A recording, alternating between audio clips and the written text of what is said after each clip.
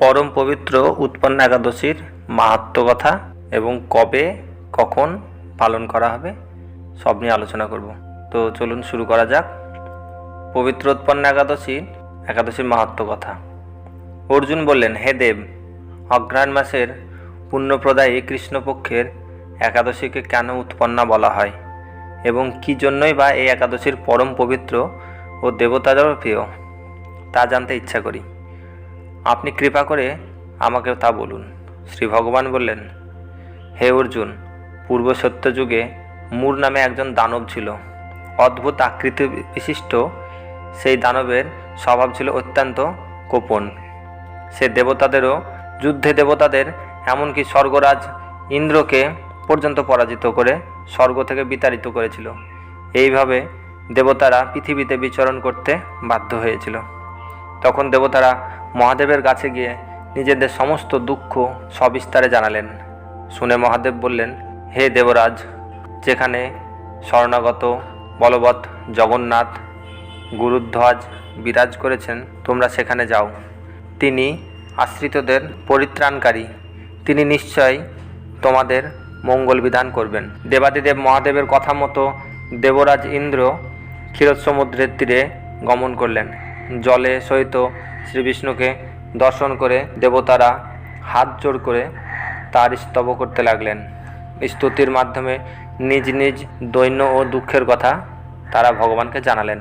ইন্দ্রের কথা শুনে ভগবান নারায়ণ বললেন, হে ইন্দ্র, সেই মূর দানব কী রকম, সে কেমনই বা শক্তিশালী তা আমাকে বলো। ইন্দ্র বললেন, হে ভগবান, প্রাচীনকালের ব্রহ্মবংশের তালজঙ্ঘা নামে এক অতি পরাক্রমী অসুর ছিল। তারই পুত্র সেই মূর অত্যন্ত বলশালী, ভীষণ উৎকট ও দেবতারও ভয় উৎপাদনকারী। সে চন্দ্রবতী নামে এক পুরীতে বাস করে।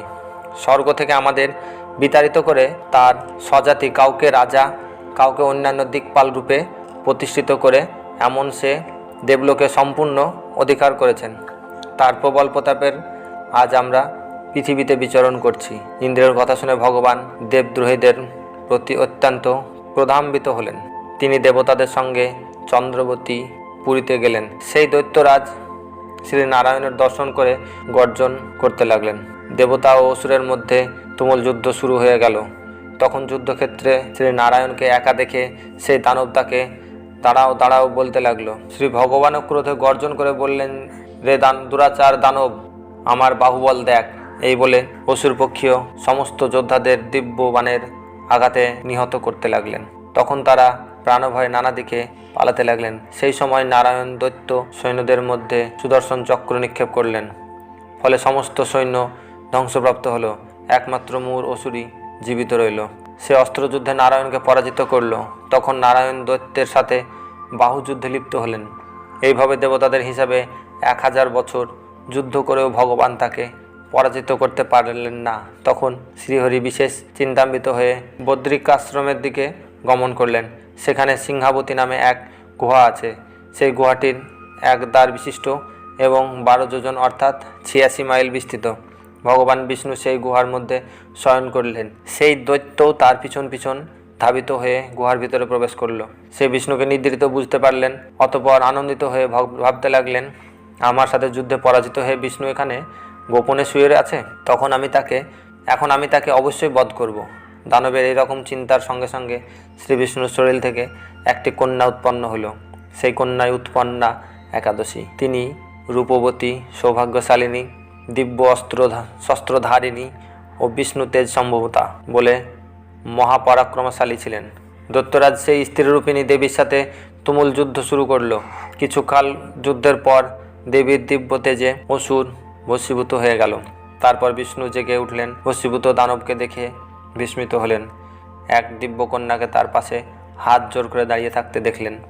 বিষ্ণু বললেন, হে পরাক্রমশালী উগ্রমূর্তি, এই মূর দানবকে কে বধ করেছে? যিনি একে হত্যা করেছেন তিনি নিশ্চয়ই প্রশংসনীয় কর্ম করেছেন। সেই কন্যা বললেন, হে প্রভু, আমি আপনার শরীর থেকে উৎপন্ন হয়েছি।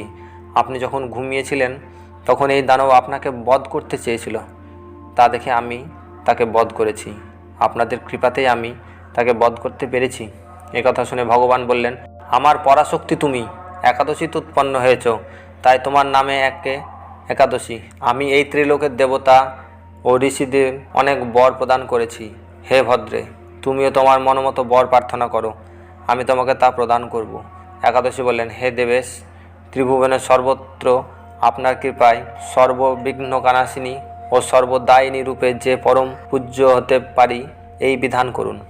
আপনার প্রতি ভক্তিবশত যারা শ্রদ্ধা সহকারে আমার ব্রত উপাসনা করবে তাদের সর্বসিদ্ধি লাভ হবে, এই বর প্রদান করুন। বিষ্ণু বললেন, হে কল্যাণী, তাই হোক। উৎপন্না নামে প্রসিদ্ধ তোমার ব্রত পালনকারীর সমস্ত ইচ্ছা পূর্ণ হবে। তুমি তাদের সকল মনোবাসনা পূর্ণ করবে, এতে কোনো সন্দেহ নাই। তোমাকে আমার শক্তি বলে মনে করি, তাই তোমার ব্রত পালনকারী সকলে আমারই পূজা করবে। এর ফলে তারা মুক্তি লাভ করবে। তুমি হরিপ্রিয়া নামে জগতে বিখ্যাত হবে। তুমি ব্রত পালনকারীদের শত্রু বিনাশ, পরম গতি দান এবং সর্বসিদ্ধি প্রদান করতে সমর্থ হবে। ভগবান বিষ্ণু এইভাবে উৎপন্না একাদশীকে বরদান করে অন্তর্হিত হলেন। সমস্ত ব্রতকারী দিবারাত্রি ভক্তিপরায়ণ হয়ে এই উৎপন্না একাদশীর উৎপত্তির কথা শ্রবণ কীর্তন করলে শ্রীহরির আশীর্বাদ লাভ করা যায়। এই হলো আজকের ব্রত মাহাত্ম্য কথা। এবং এবার জেনে নেব উৎপন্না একাদশী কবে এবং তার পালন কখন সেটা জেনে নেব। উৎপন্না একাদশী 11ই অগ্রহায়ণ, ইংরাজি 27শে নভেম্বর 2024 বুধবার, এবং তার পালন হচ্ছে 12ই অগ্রহায়ণ 28শে নভেম্বর বৃহস্পতিবার। পালনের সময়সূচি সকাল 6:13 হতে 6:56 মধ্যে পালন কমপ্লিট করে নিতে হবে। এই হলো আজকের উৎপন্না একাদশীর ব্রত মাহাত্ম্য কথা এবং সময়সূচি। ভালো লেগে থাকলে চ্যানেলের সাথে থাকুন। জয় জয় শ্রী রাধে।